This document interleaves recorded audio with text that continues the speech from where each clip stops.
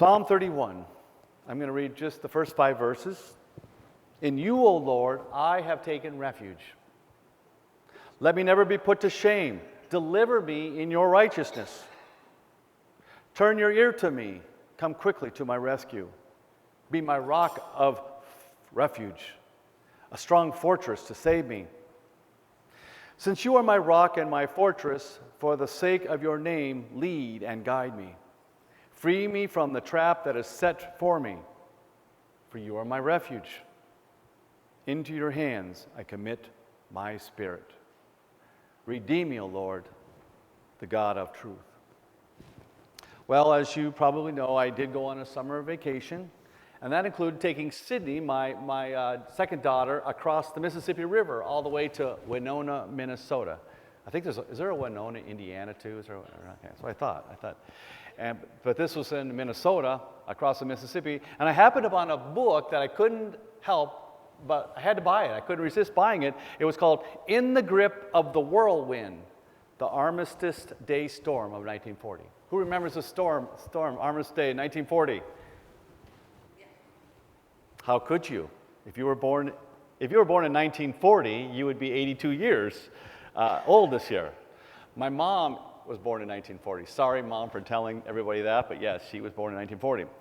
Well, maybe you weren't in the storm, that Armistice Day storm of 1940, but maybe you heard of it from your grandparents or your great-grandparents spoke of it.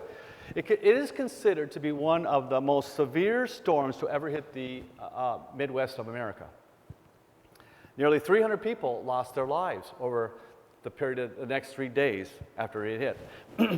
Whether they happened to be on the Great Lakes on a freighter shipping goods from Lake Erie to Lake Michigan, or out in a duck blind hoping to bring home dinner that evening, or maybe they were just driving home from a visit in the Twin Cities, Minnesota, and were coming home, and perhaps they froze to death and never made it home that day.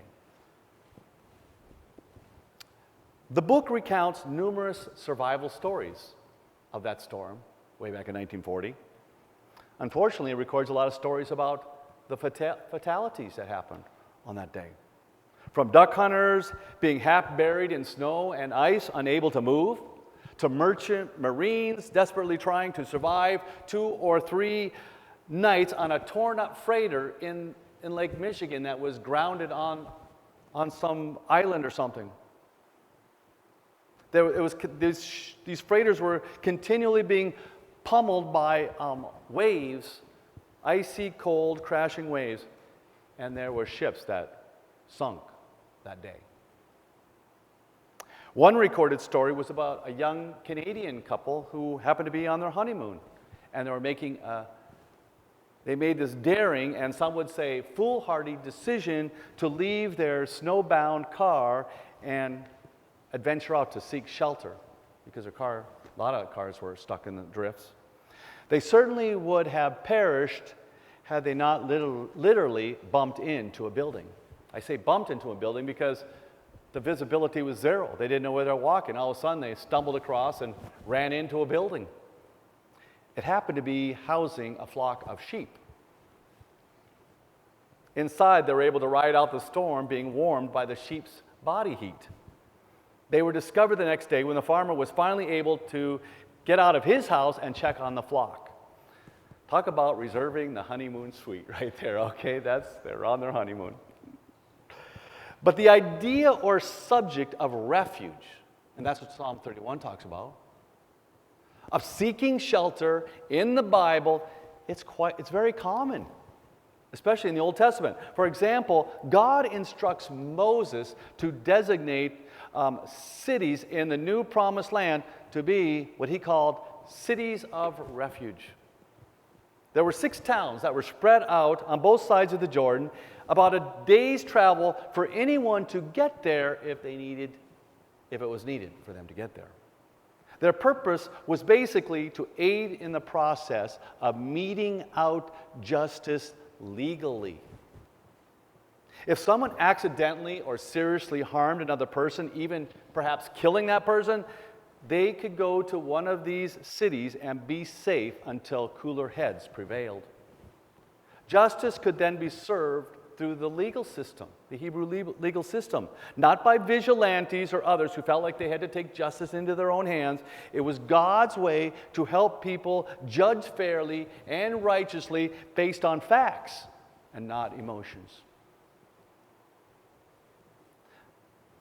Now, these cities are a far cry from today. You probably heard in the media about what they call sanctuary cities. Well, these cities that were talked about in the Old Testament are far cry from them in a sense that the sanctuary cities of today, they have turned into criminal hideouts, basically, where criminals can escape punishment. They can go on living like nothing ever happened and never paying for their crimes and being held accountable for their evil deeds. That's what the sanctuary cities do today. But the cities of refuge are just one example in the Bible pertaining to this idea or topic of refuge. Toward the end of Moses' life, he brought the Israelites' tribes together to bless each of them. And we read about this in Deuteronomy, late in Deuteronomy chapter 31. Moses is coming to the end of his life, obviously, and he finally gets to Asher, and he blesses him, saying, "Most blessed son is Asher. Let him be favored by his brothers. Let him bathe his feet in oil." I kind of like that picture, bathe his feet. That sounds pretty slick to me, don't you think? And continuing on, he says, "The eternal God is your refuge, and underneath are the everlasting arms." Speaking of God's support. See, in Deuteronomy 31, Moses blesses all the tribes of Israel. Asher is the last one he blesses there. And in that summary statement, after he blesses Asher, we even learn more about what is in the mind of Moses and God when he thinks about this idea of refuge. What is their perspective? Which seems to have everything to do with God's love and support and provision and protection and the salvation for his people. Moses uses the phrases, "So Israel will live in safety alone. Jacob's spring is secure. A land where," I like this one, "a land where heavens drop dew." That's kind of a neat. Don't you ever go out in the morning and you feel the dew on the grass? Isn't that kind of a neat feeling? Maybe you could be annoyed sometimes, but usually it's like, wow, this is God's one way of God's bringing precipitation to the world. A land of grain and new wine, a people saved by the Lord. He is your shield and helper and glorious sword. These are all things that kind of summarizes all the blessings that Moses proclaimed upon the tribes of Israel at the end of Moses' life. Your enemies will cower before you. You will trample down their high places. Those are some of the phrases that were used. Now, I don't know about you, but doesn't this sound like a really perfect refuge? A place where we find safety and security in life? Bountiful food, endless supply of life-giving water, a place where our enemies can never hurt us, or they are not only will they not hurt us, they are afraid of us. A shelter that provides salvation and help, promise of continued blessing in this life and the next. Isn't this what we're all searching for in life when you think about it? A place of prosperity for you and your family, a place of safety in the here and now, plus a future hope of things that will be even better in the future? That's what we're all searching for as people, as humans, whether you're a Christian or not. In the Old Testament, we read about a woman named Ruth who sought out a place like this when she left with her mother-in-law, Naomi, on her return trip to the hometown of Bethlehem after her husband died. And Boaz, with great insight, understood Ruth and Naomi's journey. And upon their first meeting, Boaz blessed Ruth, saying, I have been told what you have done for your mother-in-law since the death of your husband, how you left your father and mother in your homeland and came to live with the people you did not know before. May the Lord repay you for what you have done. May you be richly rewarded by the Lord, the God of Israel, under whose wings you have come, it says, to take refuge.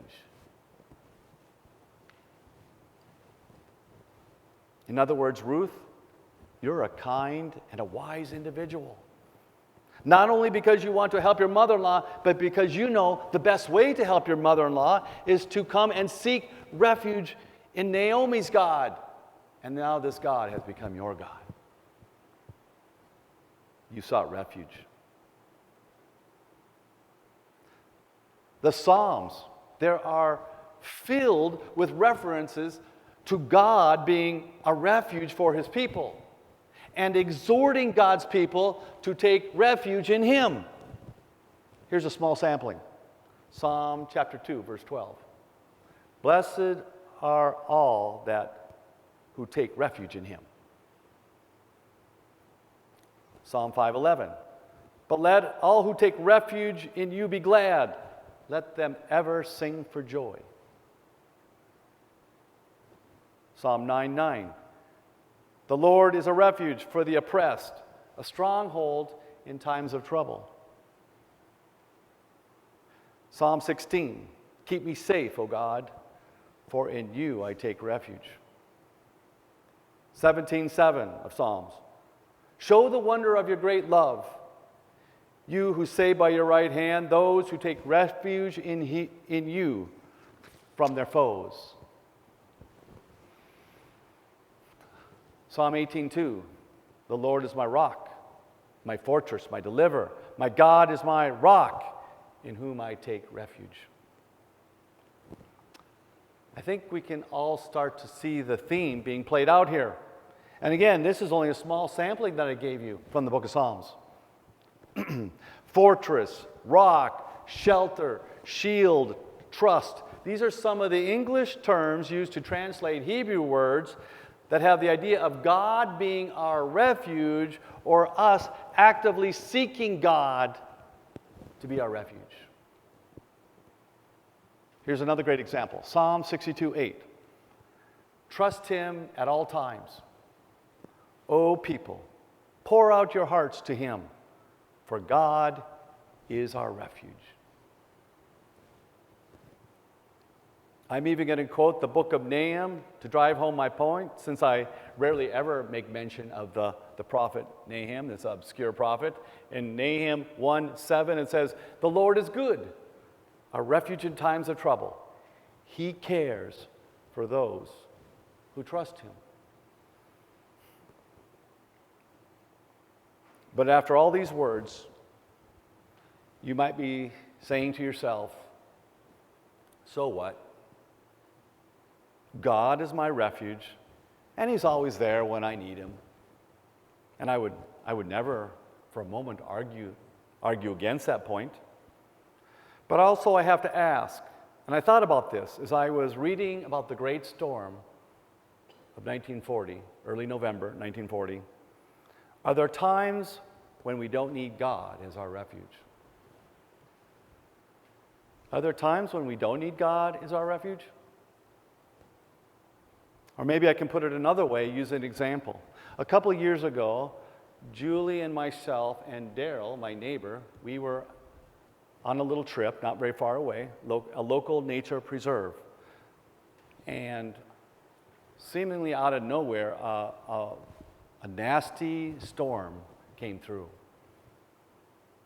The lightning and the thunder it produced and the amount of rain that it produced in a short amount of time was amazing.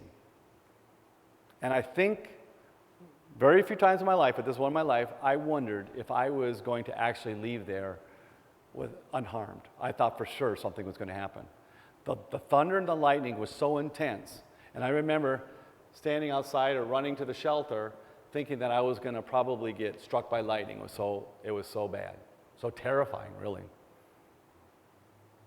I mean, some of those bolts of lightning, they couldn't have been from here to halfway to the, down the aisle here. We were so thankful when we were able to take shelter in a nearby building. And after the storm passed, we left the shelter and made our way home. And we saw the damage on the way home. We looked and saw the floods and the trees down. And I thought to myself, this is how we typically think of and understand shelters and refuges to be. They are necessary but temporary. And when the storm passes, we leave them behind, not giving much thought, resuming our lives as if nothing ever happened. Is this the kind of shelter God wants to be for us? A temporary one that is there when the dark clouds of life form on the horizon and we go scrambling for safety. The answer is, well, yes, but He wants to be so much more than that.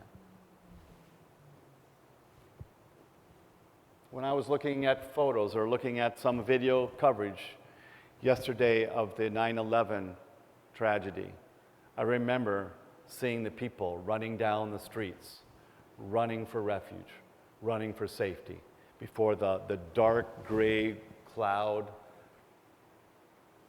was going to overtake them.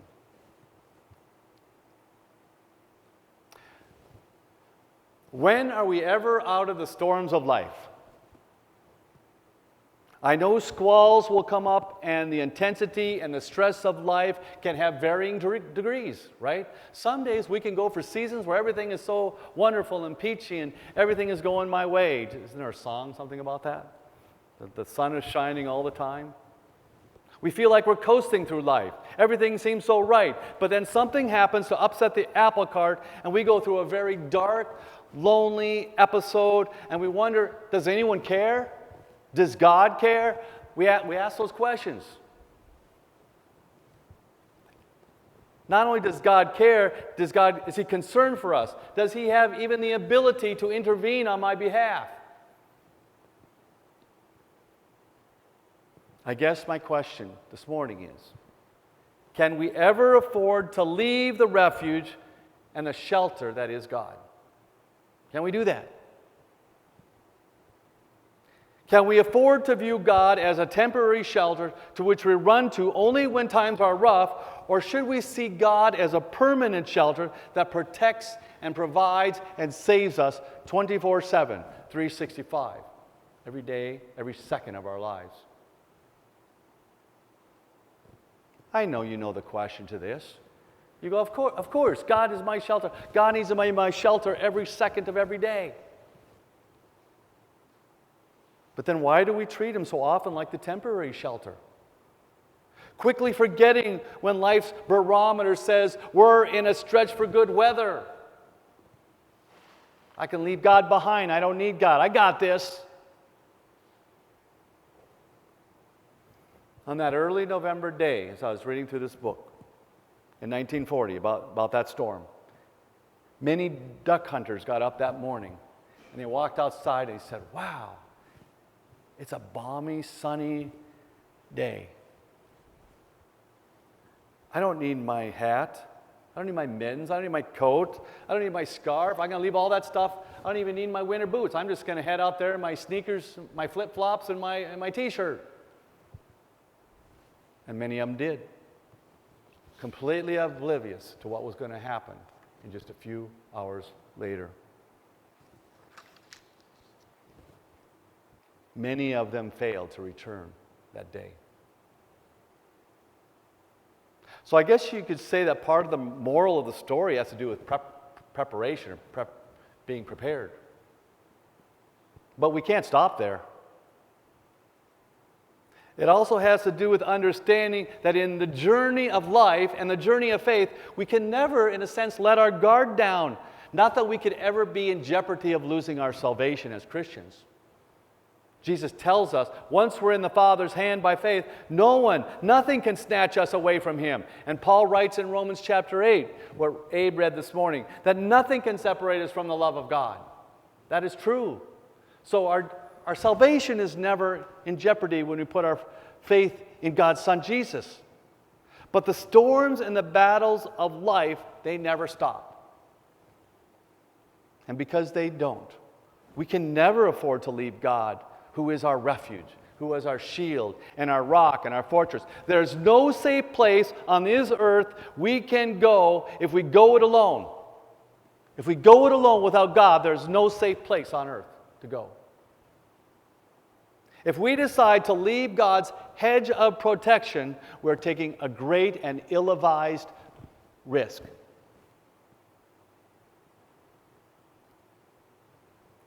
But some may protest. God's boundaries, God's hedge of protection, God's shelter and His refuge, it's too cramped for me. It's too restrictive. It's too constrictive. I enjoy danger. It makes me feel alive. If this is your viewpoint about danger, then I'll tell you right now, you have no real perspective. You don't understand danger. You've never been in danger. You're living in a fantasy world that somehow you are drawn to danger and you like danger. And the danger we face as Christians, it's just not external danger. It's just not the gray clouds and the storms on the horizon, the external stuff. It can be the stuff internally. That's the danger. Christians can be in danger, and I could just list off just a few of these off of my head. Deceiving ourselves. We can be in danger of deceiving ourselves. Grieving the Holy Spirit. Growing cold-hearted. Giving up. Losing our first love, becoming worldly, falling into temptation, falling out of fellowship with God and His followers, becoming legalistic, becoming judgmental, unloving, uncaring, idolatrous, selfish, ineffective for God, apathetic, uncompassionate. Need I go on? That was just my beginning list of the things that we Christians can be in danger of becoming. And this is what happens when we see God as just someone we run to when life hits a rough patch. Oh boy, I better go see God today because something in my life is messed up. We don't see Him as a continual blessing in our lives, who gives us every molecule of oxygen we need to live and breathe. The one who makes life possible, and in fact is life itself. That is who God is.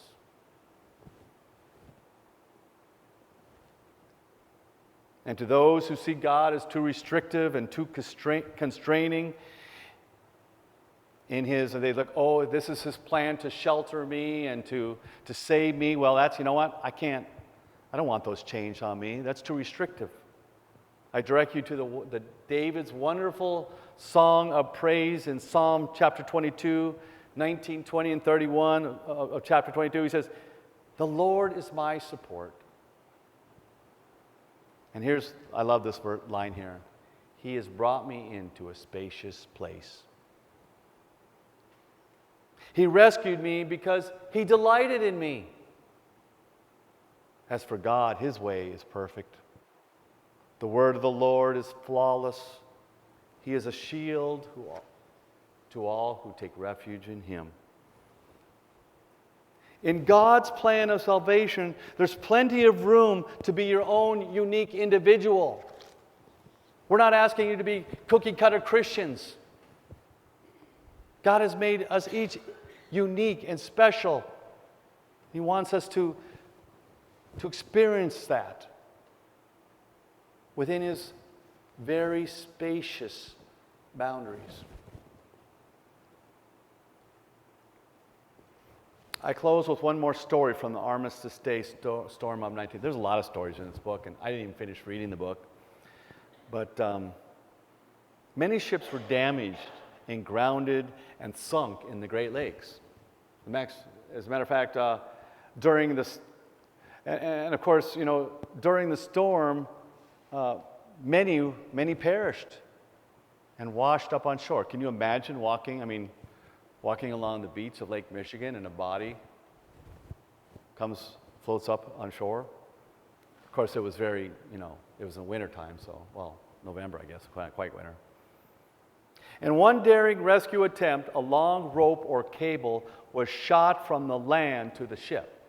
Because sometimes, even though the ship might have been grounded offshore a little ways, there was no possible way for them to get in a little boat or something and somehow get to shore. The waves would bludgeon the boat and destroy the boat, and you would never make it. So a long rope or cable was shot from the land to the ship, and after it was secured to the ship, the sailors would be put inside an apparatus, and I never heard of this word before, called a breeches buoy. Breeches, you know what a breeches are? Breeches are like your pants, okay? I think that's kind of more of an English term, right? But your breeches? A breeches buoy, basically a pair of overalls surrounded by a circular life preserver, thus named breeches buoy. Once inside, the sailor was pulled across and hopefully above water to get to land with a series of pulleys. They'd be pulling him across from the ship to land. Well, that worked pretty well, except for the fact when the ship is bouncing up and down and the waves would come crashing in. When that happened, there would be slack in the rope, and the sailor would go down into the water, and he might be submerged for a significant amount of time, and he'd be in danger of losing his life when they were trying to quickly pull him to land. Of course, he could have died from hypothermia, not to speak of drowning. But there was more than a few people on that day, way back in 1940, that were rescued that way. And the point being that God never promised that when He saves us, we would never get soaked or even become close to drowning. But He does promise to get us to the other side. And when I say the other side, I mean face to face with God Himself in heaven. God most certainly is our refuge in times of trouble. And that means even in the face of death. He never lets go of us. And ultimately, He brings us into a spacious place and into His presence for all eternity. All we have to do, like the sailor did, to hold on, to trust Him, to see Him as our refuge, not temporary, but permanent.